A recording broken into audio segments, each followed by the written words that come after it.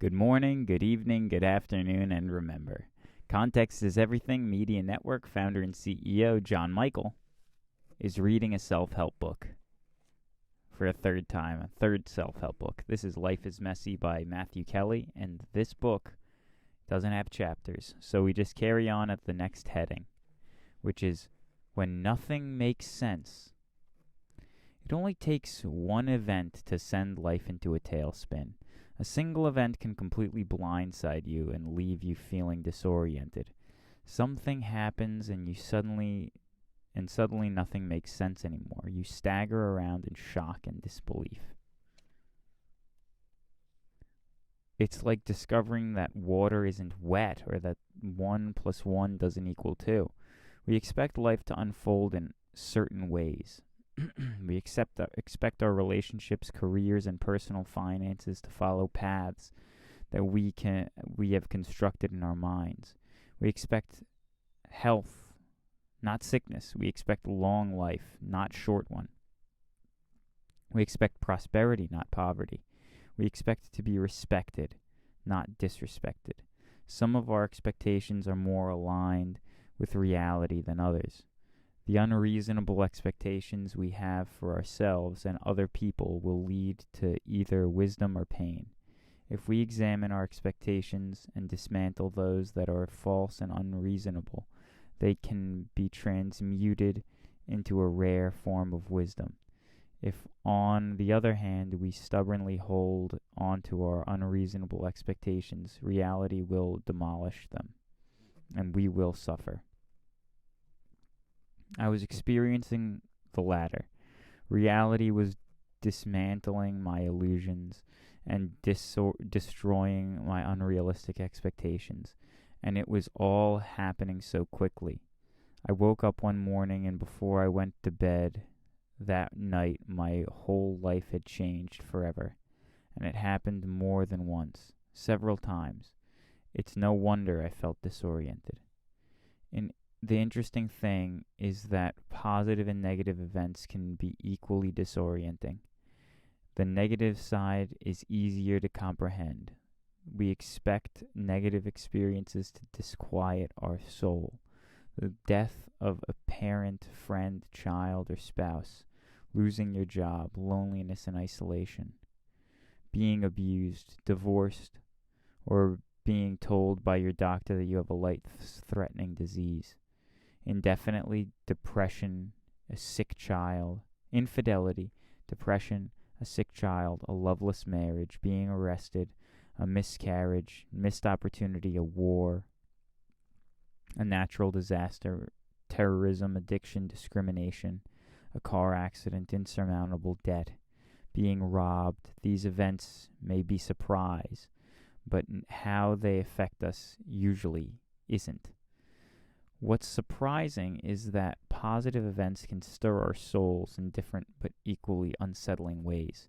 You go on a long anticipated vacation only to discover as you lie on the beach that your life is no longer making sense.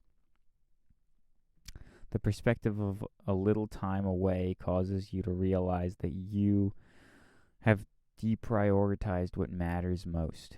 You get engaged only to discover that the time leading up to the wedding can be among the most stressful time in your life. You get engaged only to discover that the time leading up to the wedding can be the most stressful time in your life. You move into your dream home, but the stress of transition reveals things about the role you allow material possessions to play in your life. You give birth to a child, and as this new life puts everything you have ever experienced in a new context, your love for this child rearranges your priorities, and you know you can never go back. The old you seems foreign. You don't recognize her. It is as if that was completely a different person. You look forward to retirement and doing whatever you want, whenever you want, only to discover after you have just a few months, it is deeply unsatisfying experience. Life can be disorienting. It can happen quickly.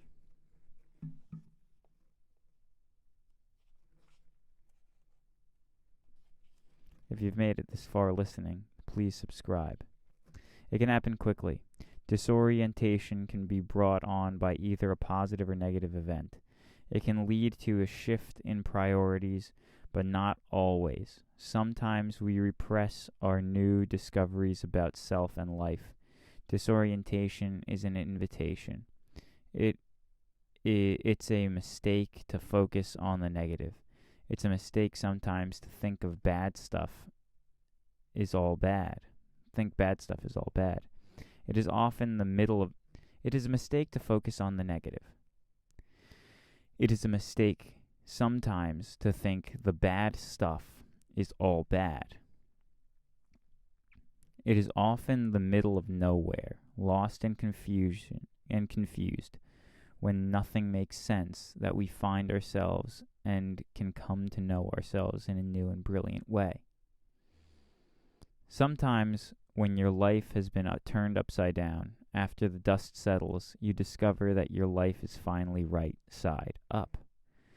Sometimes when you feel lost, you are exactly where you need to be at that moment. The question is, can getting lost be a good thing?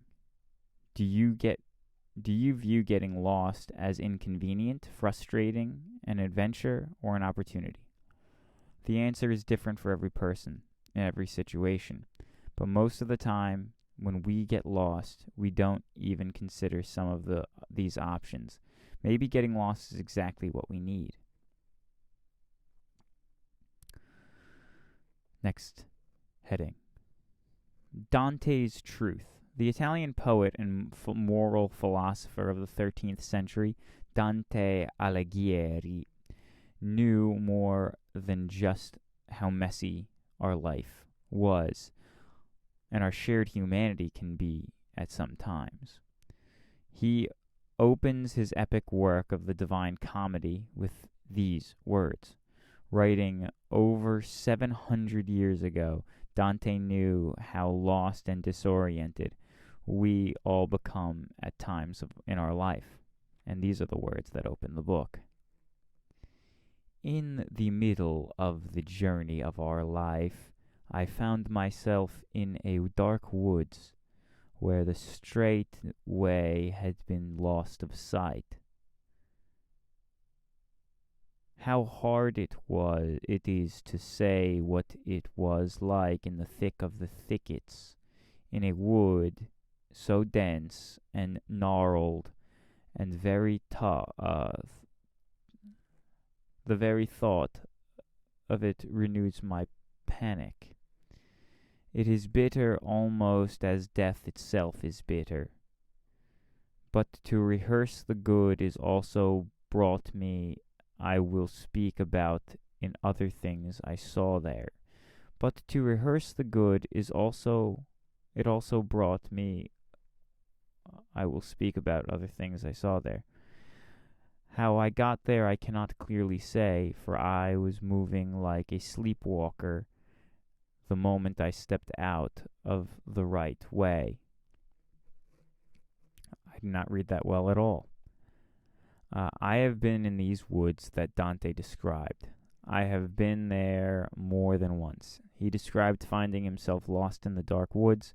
When we find ourselves lost, we tend to think of it as a crisis. The reality is, it can be a crisis or an opportunity. We get to decide. But this opportunity is not to be squandered. Immersed in these fires, we can learn more about ourselves in 1 year than any other 10 years of our lives. Dante says it so much in these few lines. It is the middle of his journey. He is in the dark. He lost sight of the straight path. He didn't recognize where he was. It was like nothing he had known, so much so that he could not rightly describe it other than to say it was like a dense woods, so thick he was in a panic. He likens it to death, but points out that good things come from it. He didn't know how he got there, but was aware that he had been walking unconsciously. He knew he had stepped off the right path, How do we know if we're experiencing these dark woods? Dante describes. There are many signs, and everyone's experience is different, but some of the signs are you being asked deep, probing questions. You lose interest in things you once were passionate about. Nothing seems to make sense, the future particularly unclear or uncertain. The future you see seems especially unattractive or meaningless to you. You have trouble sleeping through the night, or all you want to do is sleep. You have become generally restless. You become apathetic. Everything seems vanilla. You start behaving recklessly, and you are unusually envious of other people. I'm going to tell you this right now. This derogatory term for the word vanilla makes no sense. Vanilla is the best flavor of ice cream, period. Chocolate's fine. Rocky Road's great. Mint chocolate chips, really good. Vanilla's the best one.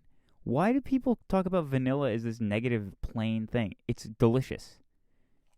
It honestly actually irritates me because it's a perversion of the English language and of the truth that we all know to be self-evident. Vanilla's the best one. Vanilla's the best one.